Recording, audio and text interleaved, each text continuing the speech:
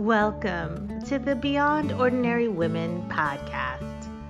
Every 2 weeks, we post podcast versions of one of our free training videos, or you can access our videos now at beyondordinarywomen.org. Enjoy the podcast. Hi, I'm Kay Daigle of Beyond Ordinary Women Ministries, and I am delighted to be here again with Arnita Taylor, author of the book, The Language of Healing for a Polarized Nation.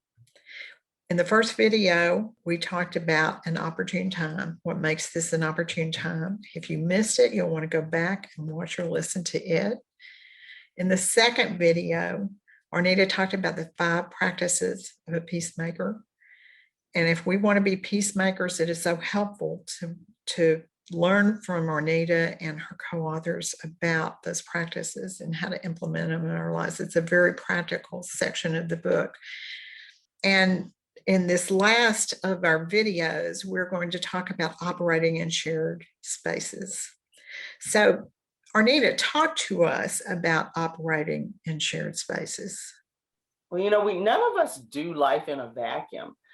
This is a very interesting dynamic. What I've learned is many people don't have in their private spaces people who are very different than them.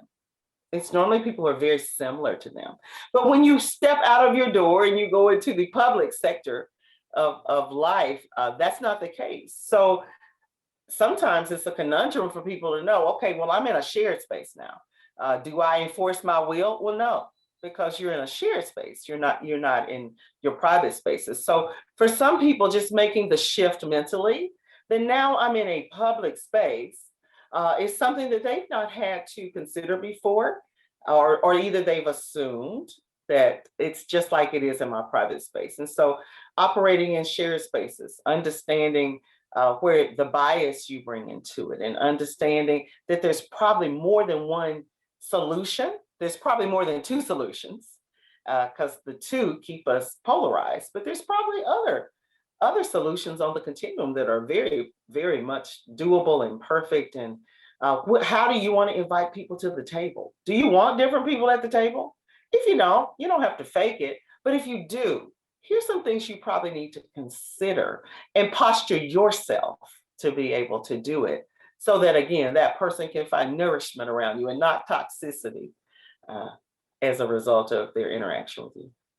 It's so true that we're often just living in a bubble where people look just like us and think just like us and believe just like us.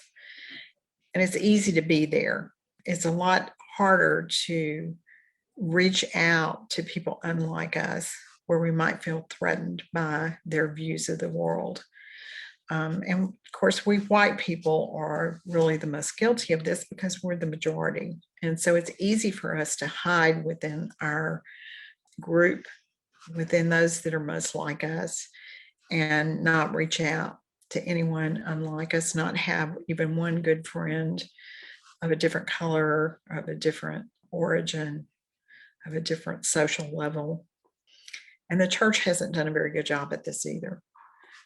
We are comfortable with things the way they are. We're comfortable with hearing the songs we like, instead of wondering what maybe some other people would like. Could we get them to come to our church? It's harder to try to understand. It's just much more comfortable to stay where you are and not feel threatened at all. So what would you say, Arnita, to leaders in majority white churches? How would you encourage them to move toward diversity? It's really interesting. Being a pastor myself, diversity is taught in church. It's just not racial diversity. It's almost like racial diversity is a taboo. Because let me tell you how I know diversity is taught in church. We teach about diversity of spiritual gifts. It's okay that everybody doesn't have the same spiritual gifts. We talk about it all the time. We talk about diversity of purpose.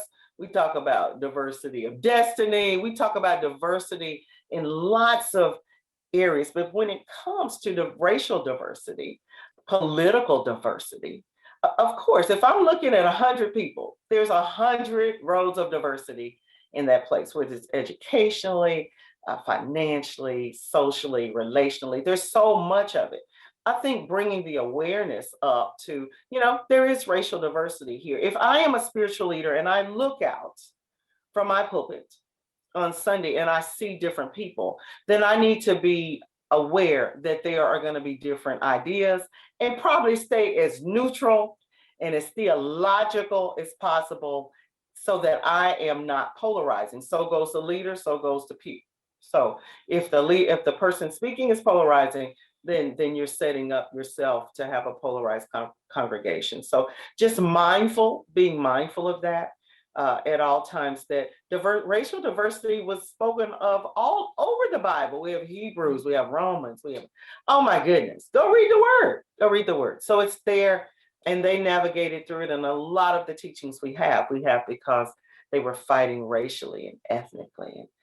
That's just part of the Bible. So I think just leaning in toward that rather than being threatened by it. I'm concerned that the word threatened is there. That tells me a lot about the level of ignoring some realities that spiritual leaders need to go toward. Now, I'm encouraged. I'm in some rooms where people are talking about this very much in a good way, but there just has to be movement after talking. Church staffs have to diversify, not only staffs that have to diversify, but if you're going to be a multicultural church, a multi-ethnic church, you're going to have to shift your culture and don't make it a program. What I see is people bringing in one speaker for 1 week and it's a program. I'm talking about shifting culture or having the capacity to shift culture. So it won't be easy. This is very complex. But I do think we select the diversity we want to talk about in the church. How do we invite more conversation within our churches, maybe in other venues like small groups or others, to talk more about diversity? Well, I'm a small groups person, so I think it's going to always be better in a small group, roundtable discussions. Maybe take a Wednesday night, a midweek service, and have some roundtable discussions and use this information as fodder for those discussions. Okay, we wrote a workbook for people who wanted to take it into a more small group. That's where life change and transformation really happens. And in those groups, you get to sit with people you normally wouldn't sit with and understand a different side. That's the perfect context, but certainly to be able to break yourself into a smaller group environment. If I'm in leadership, we're going to talk about the diversity that God loves, that's divinely come to the planet. And we're going to talk about our inability to handle it and what we need to do to look more like Jesus to be able to handle it. So I think small groups are a perfect venue to explore this. Of course, your leaders have to be trained in facilitating these types so that they're de-escalating and not revving up stuff. But I think that's the perfect context. Okay, when we talk about small groups, I am happy to facilitate groups through A Language of Healing for Polarized Nation, since I'm kind of an author, and to help people unravel and unturn some of the rocks that perhaps they wouldn't have. If that's something a small group or a church is interested in, I'm happy to provide that. I've done that quite a bit, but not with evangelical churches. I've done it with some mainline churches more in the north, some Episcopal churches and that kind of thing. And I love the diversity that brings to my thought process, but I'm happy to do that. And Wayne and Bob can join me as well if that's something your listeners are interested in. And so what is the best way for them to get in touch with you in that case? The best way to contact us would be at languageofhealing.com, or we have a whole website about Language of Healing, and there's a place for you to contact us on that, or you can just contact either one of us on Facebook. I think we all have pages or things like that, or just any email address for 8 would be fine. 8@arnitawillistaylor.com will be fine as well. But a languageofhealing.com is probably the best. I highly recommend that you read Arnita's book and hopefully even work through it in a small group setting. I was able to work through some material on the racial divide a few years ago with a small group, and it went very, very well. But of course, everyone there was interested in being able to understand each other. That's why we were there. We wanted to hear about the experiences of people who are unlike us and understand better.